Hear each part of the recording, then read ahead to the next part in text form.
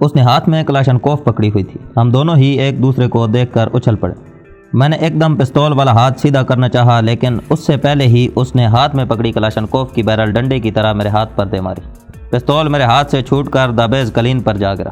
میں نے پستول سنبھالنے کی بجائے فوراً اس کے کلاشنکوف والے ہاتھ پر زوردار ٹھوکر رسید کی۔ کلاشنکوف بھی پستول کے پاس پہنچ گئی تھی۔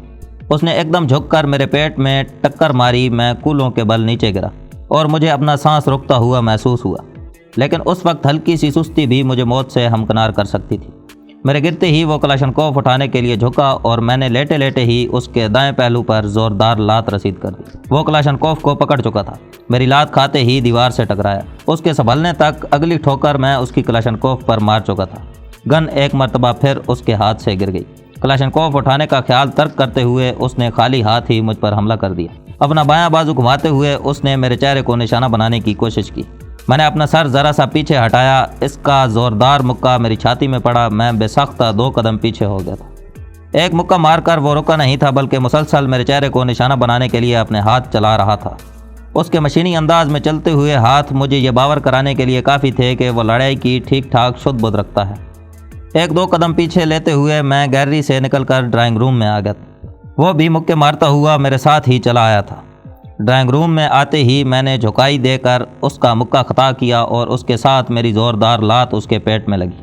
وہ کولوں کے بل نیچے گرا۔ اس کے خوبصورت اور دلکش چہرے پر اذیت بھرے تاثرات نمودار ہوئے، جن پر قابو پانے میں اسے دیر نہیں لگی تھی۔ نیچے گرتے ہی وہ فوراً اٹھا۔ اسی وقت میں نے دائروی مکہ گھما کر اس کی ٹھوڑی پر دے مارا۔ اگر وہ اسی جگہ پر لگ جاتا تو یقیناً اسے بے ہوش ہونے سے کوئی نہیں بچا سکتا تھا، لیکن ایک قدم پیچھے لیتے ہوئے اس نے میرے حملے کو ناکام بنایا اور اس کے ساتھ ہی ایک زوردار لات میرے پیٹ میں رسید کر دی، ٹھیک اسی جگہ جہاں اس نے ٹکر رسید کی تھی۔ میرے نیچے گرتے ہی اس نے چھلانگ لگا کر اپنی بائیں کونی سے میری چھاتی کو نشانہ بنانے کی کوشش کی۔ اگر اس کی کوشش کامیاب ہو جاتی تو آج شاید میں کہانی سنانے کے لیے زندہ نہ بچا ہوتا۔ صورت سے کروٹ بدلتے ہوئے میں نے اس کی کونی کی ضرب سے خود کو بچایا۔ اس کی کونی دبیز قالین پر لگی تھی۔ جس شدت سے اس نے مجھے کونی کا نشانہ بنانے کی کوشش کی تھی، اگر نیچے قالین نہ ہوتی تو اس کی کونی کی ہڈی ٹوٹ گئی ہوتی، لیکن قالین کی وجہ سے اسے زیادہ ضرب نہیں آئی تھی۔ اس کے سنبھلنے سے پہلے میں نے دوبارہ کروٹ بدلتے ہوئے اسے چھاپنے کی کوشش کی، مگر اس نے فوراً سیدھا ہوتے ہی اپنی دونوں ٹانگیں اکٹھی کر کے میرے پیٹ میں ٹیکیں اور مجھے دیوار کی طرف اچھال دیا۔ میری پیٹھ زوردار انداز میں دیوار سے ٹکرائی، لیکن اپنا سر میں دیوار سے ٹکرانے سے بچا گیا تھا۔ میرے سنبھلنے تک وہ اچھل کر کھڑا ہو گیا تھا۔ ہم ایک مرتبہ پھر آمنے سامنے تھے۔ اس کی ہلکی نیلے رنگ کی موٹی آنکھوں میں غیظ و غضب ہلکورے لے رہا تھا۔ اس میں کوئی شک نہیں کہ اتنا خوبصورت لڑکا اس سے پہلے میری نظر سے نہیں گزرا تھا۔ یقیناً وہ قبیل خان کا کوئی خاص پرزہ تھا۔ اس علاقے میں ایک بڑی بیماری خوبصورت اور بے ریش لڑکوں کا شوق رکھنا بھی ہے۔ شاید قبیل خان کو بھی کوئی ایسا ہی مرض لاحق تھا۔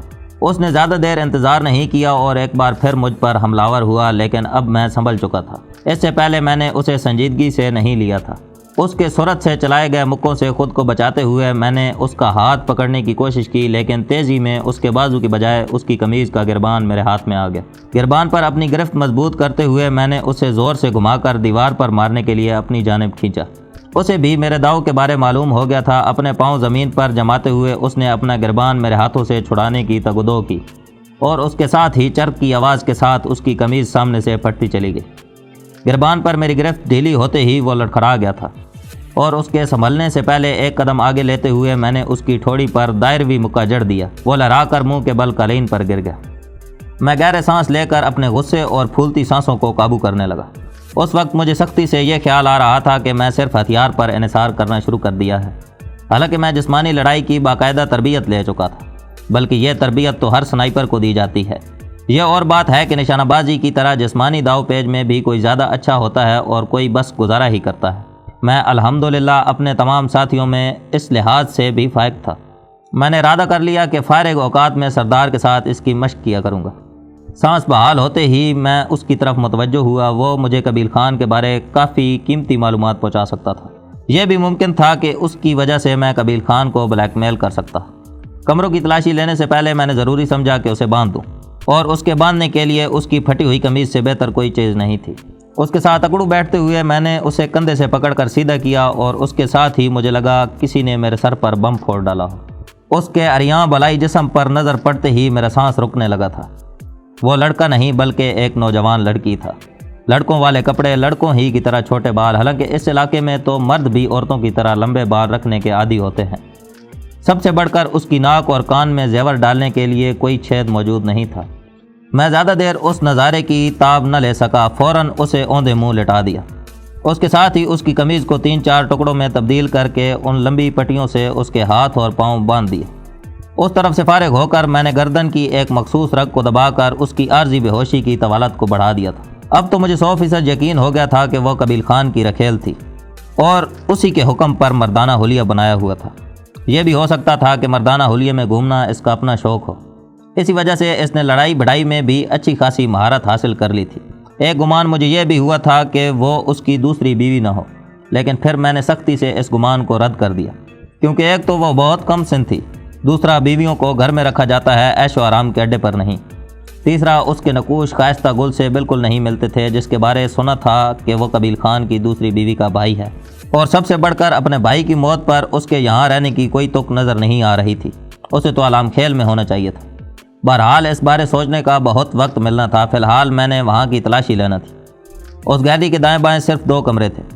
میں اسی کمرے میں گھس گیا جہاں سے وہ باہر نکلی تھی۔ وہ ایک پرتعیش خوابگاہ تھی۔ کمرے کے وسط میں لکڑی کا ڈبل بیڈ پڑا تھا جو بھوری پالش سے چمک رہا تھا۔ اس پر طے کیا ہوا گہرے نیلے رنگ کا خوبصورت کورین کمبل رکھا تھا۔ گہرے نیلے رنگ ہی کی بیڈ شیٹ اور تکیوں کے غلاف تھے۔ کھڑکیوں کے پردے بھی اسی رنگ کے تھے، البتہ کمرے کی 4 دیواریوں میں ہر دیوار مختلف رنگ کے ڈسمبر میں رنگی ہوئی تھی۔ میں جلدی کمرے کی تلاشی لینے لگا، لیکن وہاں کوئی کام کی چیز مجھے نہ مل سکی، بس عیاشی کا مختلف سامان بھرا تھا۔ ایک مکمل الماری تو مختلف قسم کی شراب کی بوتلوں سے بھری ہوئی تھی۔ بیڈ سائڈ ٹیبل کے دراز وغیرہ کھنگالنے کے بعد میں دوسرے کمرے میں گھس گیا، وہ بھی ایک خوابگاہ ہی تھی۔ وہاں ایک الماری میں مردانہ لباس ٹنگے ہوئے دیکھ کر میں نے ایک قمیض اتار کر اپنے پاس رکھ لی تھی، کیونکہ اس لڑکی کا کردار کیسا ہی کیوں نہیں تھا، مجھے میرا اخلاق یہ اجازت نہیں دیتا تھا کہ اس پر قابو پانے کے بعد بھی میں اسے اس حالت میں پھراتا رہتا۔ دوسرے کمرے سے نکل کر میں نے گیلری کے آخری کونے تک جا کر دیکھا، وہاں بھی ایک کھڑکی بنی ہوئی تھی۔ قریب پہنچنے پر مجھے کھڑکی کا ٹوٹا ہوا شیشہ دکھائی دیا۔ دبیز پردے کی وجہ سے ٹوٹا ہوا شیشہ دور سے نظر نہیں آ رہا تھا۔ واپس ڈرائنگ روم میں آ کر میں نے اس لڑکی کی ہاتھ کی بندشیں کھولی اور اسے قمیض پہنا کر دوبارہ اس کے ہاتھ پشت پر باندھ دیے۔ وہاں سے نکل کر میں نے دوسری عمارت کا بھی سرسری جائزہ لیا، لیکن کام کی کوئی چیز نظر نہیں آئی۔ دوسرے کمروں کا جائزہ لیتے ہوئے میں نے احتیاط کا دامن ہاتھ سے نہیں چھوڑا تھا۔ پہلے بھی بڑی مشکل سے بچ پایا تھا کہ 17-18 سال کی لڑکی نے مجھے ناکو چنے چبوا دیے تھے۔ ممکن تھا کہ کسی اور کمرے سے اس سے بھی بڑی آفت متھے لگ جاتی۔ عمارت کے باقی کمروں میں بھی بس ضروریات کا سامان ہی رکھا ہوا تھا۔ کمروں کا جائزہ لیتے ہی میں نے داخلی دروازے کی ذیلی کھڑکی کھول کر سردار کو اندر بلا لیا۔